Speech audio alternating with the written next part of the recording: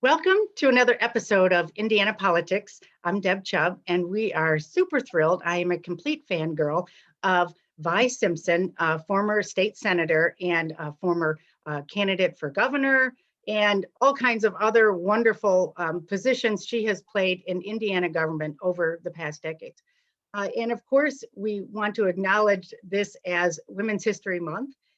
But I'm not interested in going too far back in history because the future is where it's at. And I want to talk today about women's place in the Democratic Party and in government. So I want to ask you, so first of all, welcome, Vi. Thank you for being here. Thank you for inviting me. Great. This is just a thrill for me. So I want to ask you, given that we see on an international level the success of women in government and their efficiency, their intelligence, and their well running of government, we know that women do a good job. But here in the United States, our government has just been kind of infected with this testosterone filled game of bullying and doubling down and say whatever you want, insult whoever you want, sort of culture. And so I want to hear from you about what you think about women's place in government, how women govern, and how women can play a bigger part of politics in Indiana.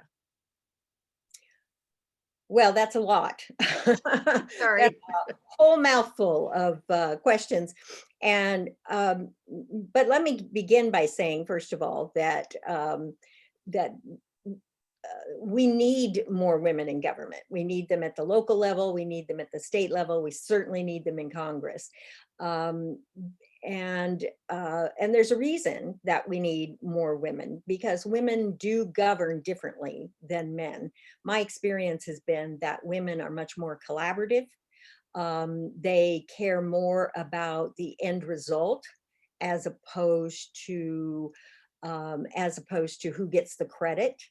They tend to be willing to walk across party lines, walk across that aisle to get things done, and they're more interested in compromise, because when you get into a legislative body at any level, whether it's local or state or federal, that the whole process of legislation revolves around compromise, negotiating and compromise. And we've moved away from that, by the way. It is almost a sin. It's a bad thing to be willing to compromise, because people interpret it these days as compromising your principles, which of course it isn't.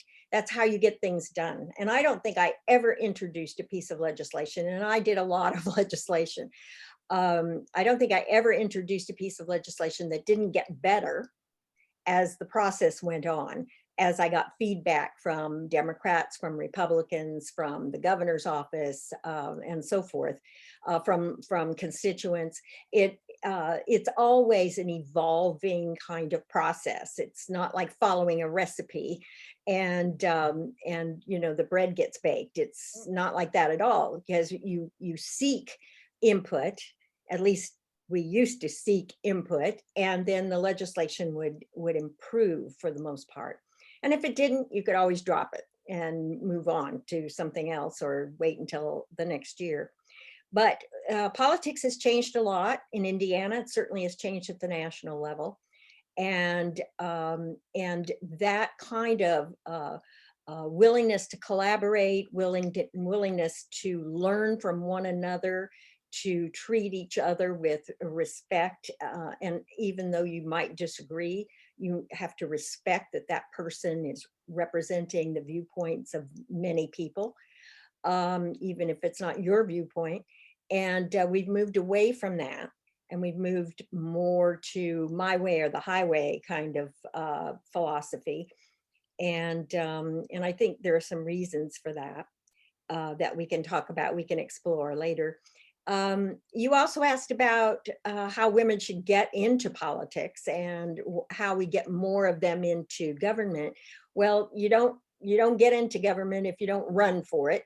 And so, what I've been doing since my retirement a few years ago is trying to encourage women to run, encourage them, recruit them for offices, try to give them as much support as possible. It isn't always possible, but we try. And along those lines, I've been on the board of directors of Hoosier Women Forward, Emerging Leaders, both of which seek to teach people to believe in themselves, raise their level of confidence as well as their levels of knowledge in many different areas. I'm also a charter member of the Democrat Women's Caucus here in Bloomington, which started about 15 years ago because a few of us got together and decided there are just no women in public office. There were very few, and we need to do something about that. And so now there are lots of women in Bloomington holding public office. Yeah. So we've been very successful, although somewhat controversial at times. But you can't make change if you're not willing to take the risks.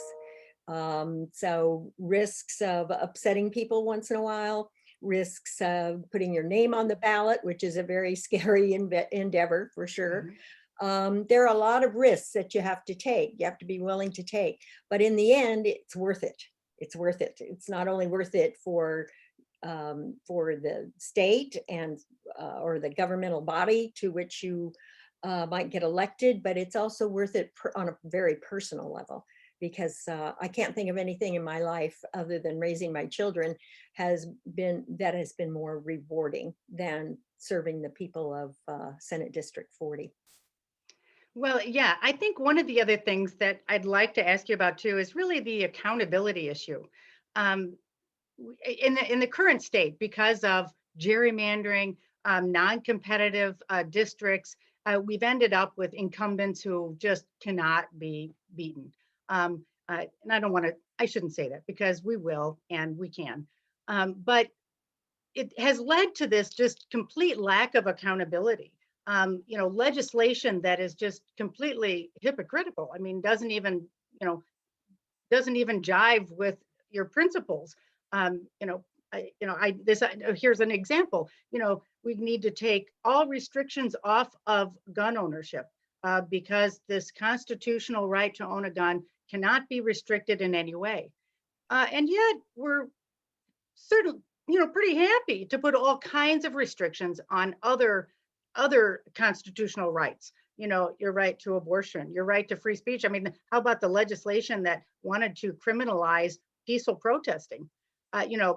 Political speech is, at least in my legal education, the most protected form of speech. But not in Indiana. They want to criminalize it. And these principles don't even jive with one another. They're just not even on the same page. So tell me a little bit about your experience in the legislature and about the current legislature in terms of accountability and what we need to do to keep them more accountable. There is no accountability anymore. And so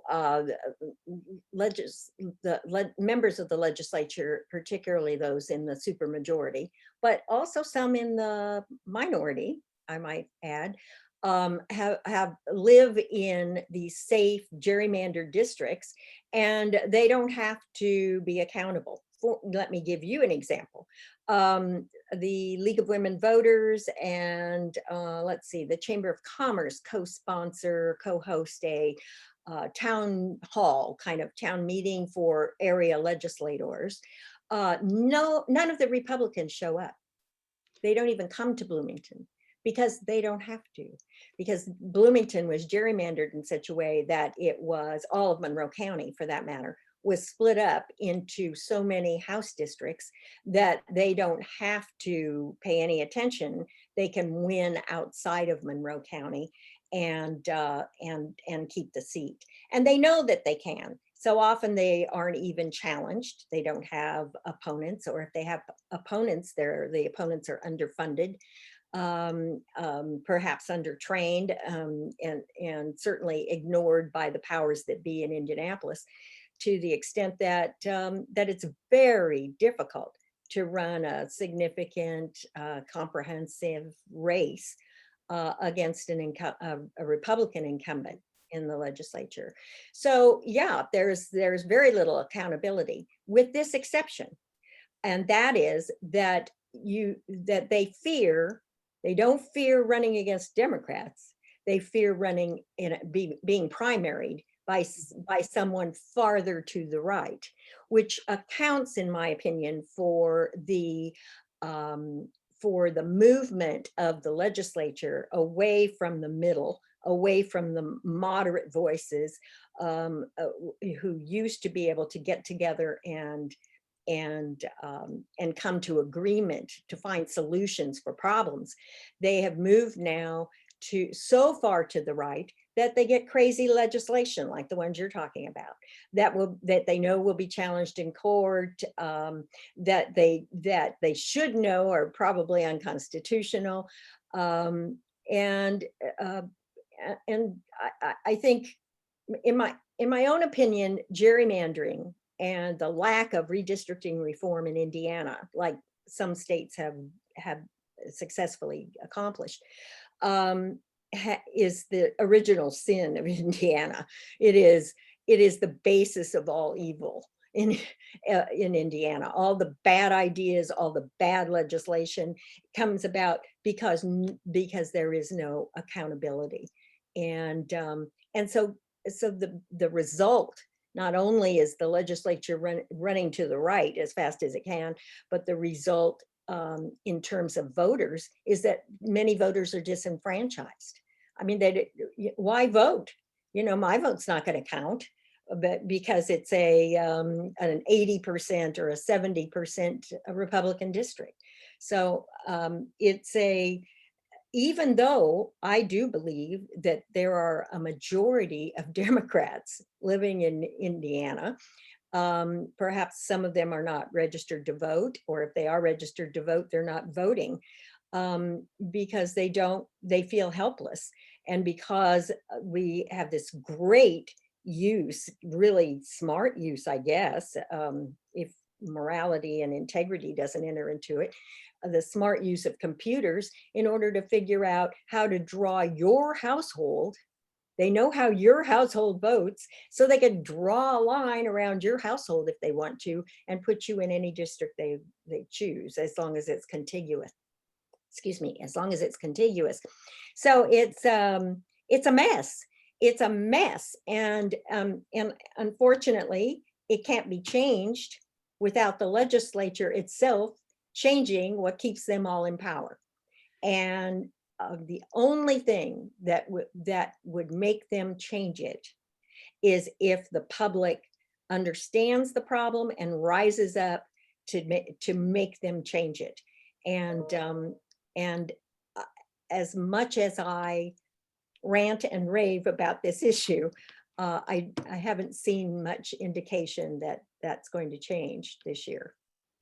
All right. Well, I am going to suggest a little, a peak of hope, a little, a little spark that there is some hope, because I do believe it. We are, I guess, you and I and all Democrats, you can't help it. Just like environmentalists in this environment, you can't help but be optimistic. Otherwise, there's nothing. You'd quit. So I'm going to suggest just some opportunities. One of them is the hundreds of thousands of Hoosiers who were either not registered or were registered and didn't vote. That turns out to be hundreds of thousands. And many of those people who were registered and didn't vote come from the urban areas. So again, like you say, people are disenfranchised because they don't see any reason to vote because, they won't win. But their vote does impact larger races. And if those people had voted, they may still not have won their district, but we may have elected Biden. Indiana might have gone for Biden. So a much larger district is impacted even by votes, when you might not achieve a victory in a small area. They So might also, impact local races. You're right. And so, although people might be voting in order to change the state Senate, for instance, or voting in a House of Representatives or a congressional race, the fact that they're there, even if they lose that race, they might have an impact on some of the local races that are running at the same time, or a statewide race. So, yeah, it's very, very important. And I think we all ought to be optimistic because we saw what happened in Georgia, Right. and the results of the 2020 election in Georgia, which shows how a red state can turn blue, Mhm. um, with certain incentives. And one of the things that I would like to see the Democrat Party in Indiana do is, we don't need another Stacey Abrams. I don't mean to imply that, because there are lots of Stacey Abrams all over the state of Indiana. Lots of women, particularly, doing the hard work that it takes to win an election. Um, what the state party needs to do, I believe, is figure out ways to bring all of those people together. And that maybe there are people who are working for issues like mothers against, or mothers, yeah, mothers for, Moms demand action. Right. yes, Right. and environmental groups Mhm. and pro public education groups that don't identify Democrat or Republican necessarily, but they know that making changes in certain districts around the state, or certain congressional districts, can make a difference overall. And so bringing all of those people together, which is exactly what Stacey Abrams did. She went into the neighborhoods, went into the small towns, into rural areas as well as urban areas, and worked with those existing groups, made sure that funds, resources, people resources got funneled to those existing groups on the ground. And she coordinated it. She became the face of it and helped raise the money for it. And I think we can do that in Indiana. I do, because I believe that there are neighborhood groups, community groups all over the state of Indiana who are doing the groundwork that needs to be done. But somebody needs to step forward and coordinate it, Right. and force that collaboration and give them the resources so that they can continue to do it. And I believe that we can start picking people off one at a time. I'm going to be anxious to see if there's any change in the districts going forward for redistricting that is due in the fall, um, which will occur for the next 10 years. I don't know. I don't know if they'll be able to make those districts much worse than they are now. They may have to redraw some of the lines where population has grown and so forth. But I can't believe they're going to be much worse.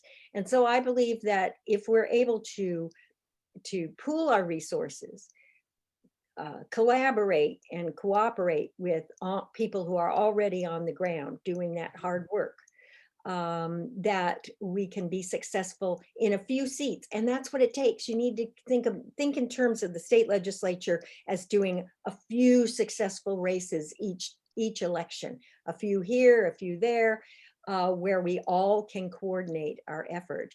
And I think we can be successful. So I don't mean to sound so pessimistic, but if we leave it to the super majorities in the Senate and the House, no, then I will be pessimistic. We have to take control. The people have to control this whole notion of who selects your legislators. That's awesome. And I want to go back for a minute, about our point of those people who didn't vote, who didn't get registered and or didn't vote. Um, and when we think about that in 2022, we will have statewide races for U.S. Senate. So that, those people could make the difference in that upcoming race, Yes. in the Todd Young race. Of course, we do have a couple, or one person anyway, I know who's filed to run in that race. I'm gonna mess up her name. Hanifa Khalik, I believe that's correct, is one candidate. But and I suspect we'll have more. But there will be a good Democrat And those people who didn't vote in 2020 in these urban areas in particular, where there really was low voter turnout, could really make the difference in that race. So Absolutely. yeah.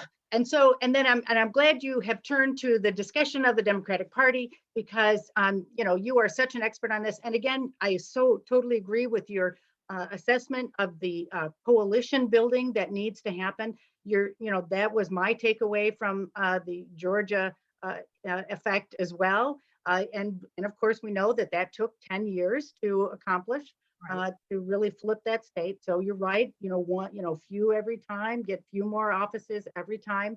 That is the Stacey Abrams playbook. And we do need to do that. And so now my question is, you are writing the playbook for our new Democratic Party state chair, Mike Shmuel. And what does it say? Oh my. Well, I do have a few suggestions. First of all, I think we need to invest more in communications and messaging. The Democrats have been getting smashed in terms of message. Republicans for years, for decades, have been better at messaging than the Democrats, because we tend to want to explain everything and make people understand every little detail. And I think we ought to do that for those who want to learn. Unfortunately, let me go back a few years and give you this example. The Equal Rights Amendment, and I was very active working on behalf of the Equal Rights Amendment. I lived in California at the time, and went all over the state working on the Equal Rights Amendment, because the Equal Rights Amendment was being ratified at that time by state legislatures.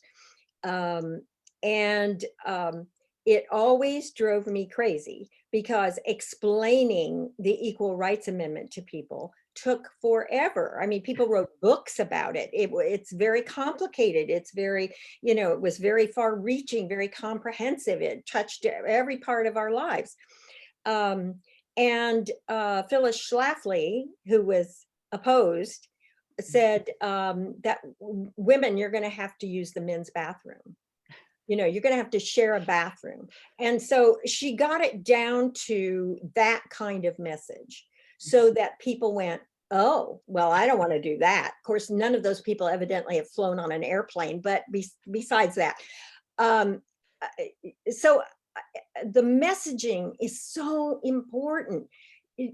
How you translate what it is you're trying to accomplish to people, so that they understand it and understand your position and can support it, is so important. And we have been crushed over the last decade particularly, but maybe even beyond that, in terms of how we message and how we communicate. That's external communication. There also needs to be improved internal communication between the state party and the people on the ground who are supposed to be doing the work. The state or the county chairs of the county central committees, the precinct committee people who often don't get trained and don't have access, or if they have access, they don't want to share it with anybody in the neighborhood, to help them. And so in some ways, technology has made everything so much easier, but in other ways, it has lessened our load to the point where we are not putting in the hours and the work that it should require. When I first ran for office, the voter registration file was on index cards, and you'd Wow. take out an index card, and sometimes you'd have them color coded. This household is on a blue card, so therefore they must be Democrat. That's a Democrat household, and you had volunteers who would hand address mail and go door to door. And there was a good precinct committeeman. If somebody moved into the neighborhood, that precinct committeeman was on their front porch, registering them to vote, making sure that they were welcomed and felt a part of the neighborhood. We don't do that stuff anymore. It's rare. Yeah. And so in some ways, technology has taken that personal touch away. and some of that neighborhood, house to house, family to family neighborhood feel of the Democrat organization has kind of flown the coop. So communication is really important. Second, we need to open the doors, remove all the barriers to young people being more involved in the party. I think that it's starting to happen. I saw in some of the elections recently of the district elections in the state party organization and some of the county elections, that that more young people are getting involved. And I really believe, I hope anyway, that those organizations like Emerging Leaders, like Who's Your Women Forward, have helped, like your organization, 25 Women, and others like those around the state, have helped let people know what that secret society, at least everybody thought it was a secret society, the Democrat Party structure, that it's not very complicated at all, and that you too can run for offices, and you too can have an impact on platform, on messaging, and those kinds of things. And so a lot of people ran, a lot of young people ran, and that's a good thing. But there are still some rules that in the party that I think need to be changed to make sure that those barriers are removed, and that people feel like they have a say, that they have a part of the party organization. I'll say that, in my experience, with 25 Women for 2020, helping those women, most of whom were first-time candidates, many of whom were younger than your average politician. That was what we ran into. We ran into these kind of closed doors at the Democratic Party. When someone thinks about running, everyone says, "Oh, talk to your county party chair," right? Well, these women would do that and, kind of get a pat on the head and, say, "No, that's okay. We got this." And it was really shocking. I mean, it's shocking to women. They think that the Democratic Party is their home. They believe in those principles. And then to arrive, at a meeting with the county chair, who may or may not even return your call, and be told, "Yeah, no, you're not ready. You're not tough enough. You got a young family." That is really just unacceptable. And so when you talk about, the county chairs and the precinct committee chairs and that structure, that's, at the most local level, being inclusive and being energetic and enthusiastic and inviting and supportive to young candidates and women candidates. I agree. That's really got to change. I was working with 29 candidates all over the state. And so I was hearing about county chairs from many, many counties, each district including several counties. And there was a very pervasive theme in that way. And so yes, that has to change. So we really need to work on that. And I'm glad you've got that in your playbook. Okay, what else is in your playbook? Oh my, let's see. What else is in my playbook? Most of it revolves around communications. I think there needs to be more money invested at the local levels, because the party structure at the local levels had faltered in some places. Now I'm lucky because I live in Monroe County, and that's we don't have that problem. I know. But there are counties where the county structure has faltered, and there are willing and able people who want to step up and help. But the doors have been closed to them. So the state has to figure out ways to share resources. Now, I understand that resources have been slim pickings in terms of fundraising and so forth. But so it's hard to share. It's hard to keep a state organization going when you don't have a whole lot of resources and still share with the local units, or the local party structures. But I do think it's really important. And maybe it's because I've been around long enough that I can see what has changed, and how the job of precinct committee person has changed over the years, to the detriment, I think, of this whole feeling of belonging and belonging to the greater democratic community. Yeah. It's more than a party. It is, like you Yeah. said, so many people identify with the principles of the Democratic Party, and but they may not feel like a partisan. There's Right. there's a difference in my mind. They may not feel like a partisan, and that's what I was talking about when I was talking about Georgia, and how there are non-affiliated groups who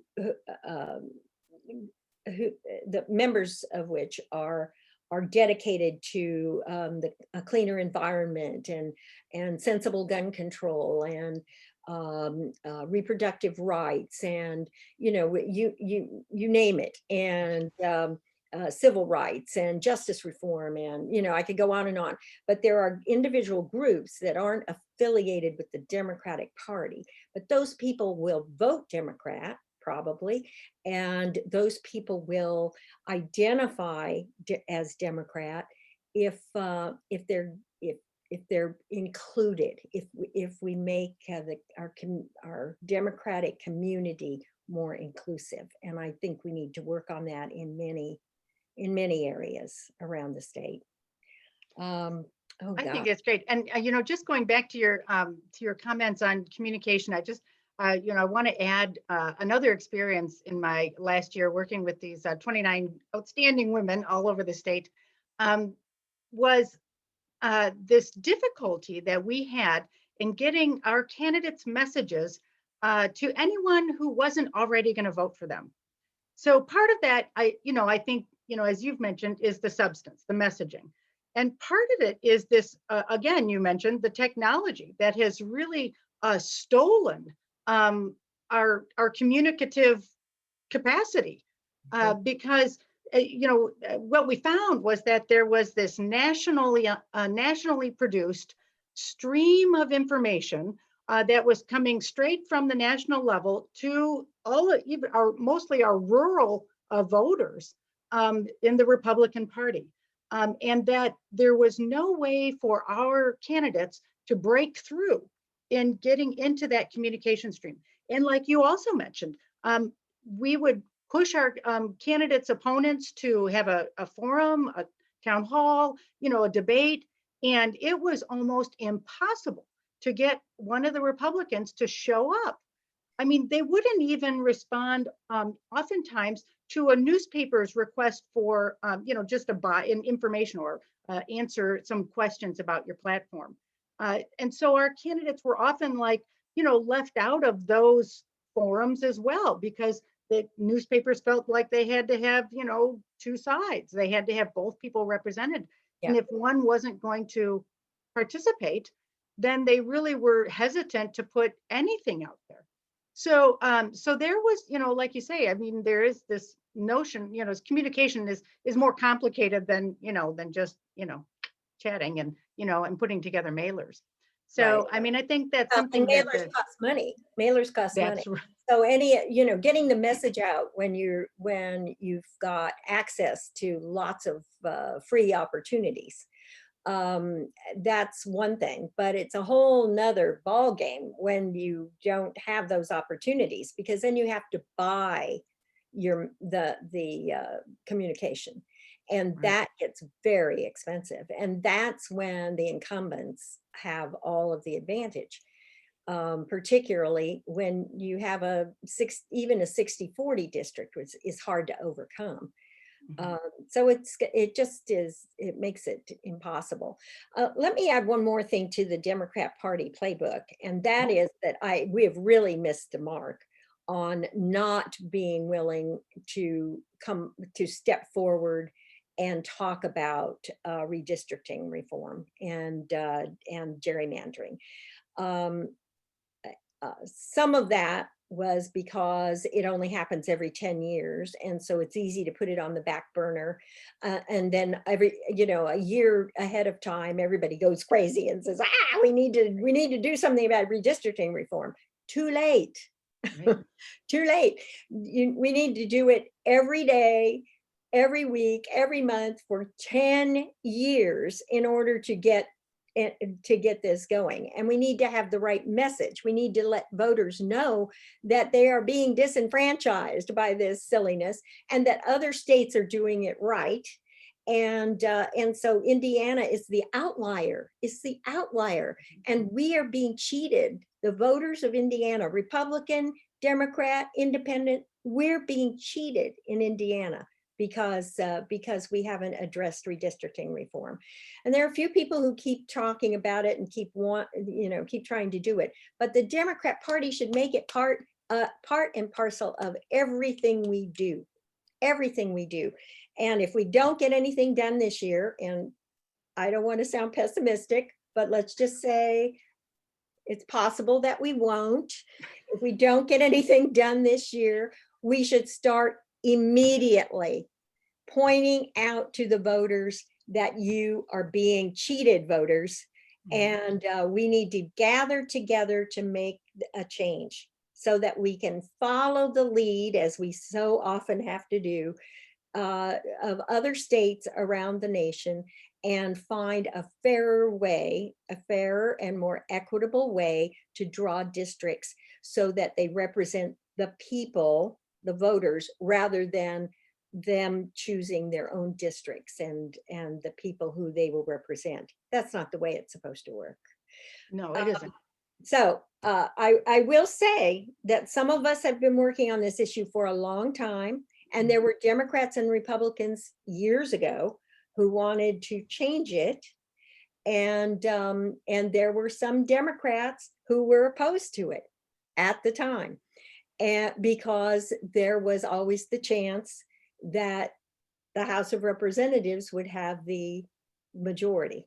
And so we don't want to change it because we might be in power. Or I'm in an 80% district myself. Why would I want to change it? And so it was a very difficult thing to get legislators, either party, but particularly now the Republicans, since they have super majorities, to delve into to redistricting reform. And so the people have to demand it. We have to demand it. And we have that power. And it's so frustrating to me because I hear people say, it doesn't matter. My vote doesn't matter. Nobody listens to me anyway. And I still hear it after all these years. And the truth of the matter is, and this is what people need to understand, there is only one thing that people fear, elected officials fear, and that is the voter. That's the only thing they fear. And so if you are quiet, if you don't speak up, if you don't make demands of the people you elect, then they'll do whatever they want to. They'll do whatever they please, and they know they can get away with it. But if we stand up, if we demand, if we demand change, then they get scared. Believe me, I know. They fear voters. And so we have to make sure that they hear from voters so that they know what it is we want. I have to agree that at the state level, redistricting, independent redistricting, fair redistricting, nonpartisan redistricting is not going to happen. Certainly not in the next election cycle. And so, being the optimist, that I try to be, I do want to point out the federal legislation that, could possibly get passed if enough people make it happen. And that's the bill called For the People Act, Right. Which requires independent redistricting commissions all over the country. Just imagine, because we do think, right, that we live in a representative government, and we don't now if we cannot get redistricting out of the hands of partisan politicians. So, so there is that, and I hope that people will stand up. Of course, as you know, we have two U.S. senators who are Republican and who will oppose it. And so, if you're looking for a fight, there's your fight. Go and get those guys and make them, make them sorry that they do not believe in representative government. Because, and that's the only way we will get there is by independent redistricting. Yes. So you're absolutely right. And it's not going to happen in Indiana, certainly not before the next election. Well, I don't I can't even imagine the chaos that's going to be coming in next fall, because, the census data will not be released until the end of September.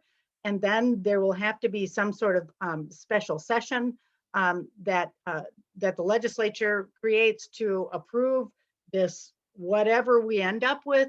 And then, of course, the governor has to approve it. And I like to tell people, too, that, Indiana does have a veto option. If you can convince the governor to veto a more ridiculous district map than we have now, then that's a great fight to take on as well. But so imagine, and then January, the following January is when filing starts. So people are going to have to figure out what district they are in very quickly and decide if they can run, where they're running, what district is available. I can't even imagine what kind of chaos is going to ensue this fall and winter. It's going to be a mess for the 22 election for sure, particularly in House seats, I would think. But it's because those will be the district lines that will matter. But I'm just assuming, I think we have to assume that they're not going to change that much, because I'm not sure the population has changed. It may have shifted by geographic location. Hamilton County in the last 10 years has exploded. So there may be more districts there. There may be fewer districts in rural areas that have actually lost population, or maybe some of the districts in Lake County. I'm not sure, because I haven't seen those numbers myself. But I'm just saying that there are some areas where I think you can assume certain things about. I mean, they're certainly not going to draw lines that kick anybody out of their current districts. There's that. Yep, we can count on that. So, for the districts around Bloomington, for instance, I don't think they're going to change very much. City of Bloomington has grown in population, and I'm assuming that some of the rural areas around us have lost some, but maybe that's not true. I mean, Morgan County, for instance, I think has grown. Johnson County has grown. So I don't, there may be some shifting of population, but overall, Indiana's population hasn't changed dramatically in 10 years. So I don't know. It's interesting.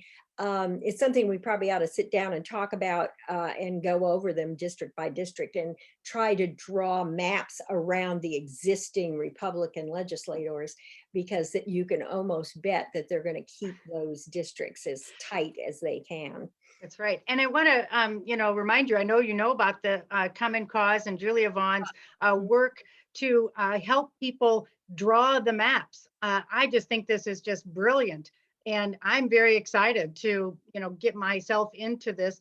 And I may, of course, find that I need to create maybe a committee of smart people to help me, but to use the software that they are going to put out there and use the priorities that they have found based on their public meetings that people want to, impose. Is it, that we want communities to be together? Is it that we want the districts to be more competitive? An interesting one came up in my area's meeting, which was how many districts should touch a precious natural resource. My position was I would like to have as many representatives have a piece of perhaps the Hoosier National Forest or Lake Michigan shoreline or other really precious resources in Indiana. I thought that was an interesting one. But but we'll come, they'll collate and, assimilate and put together, the priorities that they have found. And then we will all be let loose to go on to the software and create districts, create our own maps, how we think they should be done. And this is not only important for people to learn and for our legislature to see what other people, the citizens, the voters, feel is the best district map, but it also supports another takeaway that I have gotten from learning about redistrict and everything, is that there has to be a record of the public opinion about districting, for lawsuits to go forward, for redistricting reform to happen. There really needs to be a record. People need to come forward and talk about redistricting in a way that creates a public opinion record. And this is just, again, a brilliant way to do that. So I'm really looking forward to, getting out my pencil, or I guess it won't be like that, will it? Be on a computer. Used to be like that. Yeah, it used to be a pencil eraser. No. Yeah, it was like that. Yeah. Yeah, but now it'll be, you'll get your little mouse out and draw district lines. So I'm very excited about that, and I hope that people will really participate. And of course, Julie would be upset if I didn't point out that there is a prize for the one that this independent commission feels most closely correlates to the statewide developed priorities. So I'm really looking forward to that. Kudos to Julia Vaughn, because she's one of those people. I said there were a few people who have not let this go and have just kept pounding away, and Julia is one of those, and kept it out in front so people could access information about it. And certainly this whole exercise is fun for people, but it's also very educational. I think people are surprised to find out what a process it is, and how it works. The real process happens in a room, with some computers, and in the past they had equal number of computers, and everybody had the same software. The Democrats did, the Republicans did, and certain computers. And then there were a few people from each caucus that would go and work on these computers and come up with the maps. Now with the supermajorities in both the House and the Senate, I don't know if they're going to do it that way. I don't know how they're planning on doing it. But like you say, there's not a whole lot of time. Once they get the numbers, they're going to have to turn it around very quickly. And it will be interesting to see how they do it. But my guess is they're not supposed to do it this way. But my guess is that they will mark all the residences, the registered voter registration, the voter registration addresses of all of the incumbent Republicans, and start from there. That's what I think they will probably do, even though they'll claim they didn't. Right. Well, and to be fair, I think that's how Democrats did it too. And that is really how we, why we need to get away from, this partisan redistricting. It's just, so destructive to government and democracy and, overall. It really is. Okay, so we're about out of time, but so I would love to ask you, Vi, just any parting words of wisdom. We are going to put your playbook out there, and and I expect that it will be followed. So not sure about that. Oh yeah. So anyway, so any parting words of wisdom for us? Oh my. Yeah, I've got lots of parting words, but I don't know how much wisdom is back there. But I guess I would like to say, not just in honor of Women's History Month, but because I believe it, that we need more women to run for office. We need more women to have the confidence to step forward. Don't wait to be asked. You can do this job. You can be in the legislature. You can serve in Congress. You can serve at the local level. But don't just run for the top office. Plan ahead. say to yourself, I can do this job. I think I could be a candidate. Um, and I might change my mind later, but I want to prepare now. So learn all you can, learn the issues, local and state and federal issues, be well read and well versed so that you can be articulate about those issues. Not hard to do, not difficult. But most of all, and this, I'm talking a lot to boil down to this, always be prepared for the door to open. Even if you think now that you might not ever run for office, might not be me, which it was me many years ago. I always helped other people run for office, and until somebody asked me to do it. But even if you think now that I may not run for office, I probably won't run for office, get yourself ready.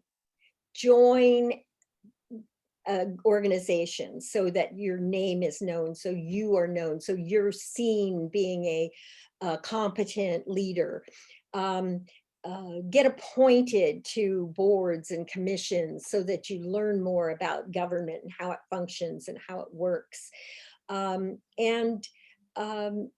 And prepare yourself, some self-help tools, learn how campaigns, volunteer for campaigns, learn how campaigns are run, and all the little details and the finite details that make campaigns successful.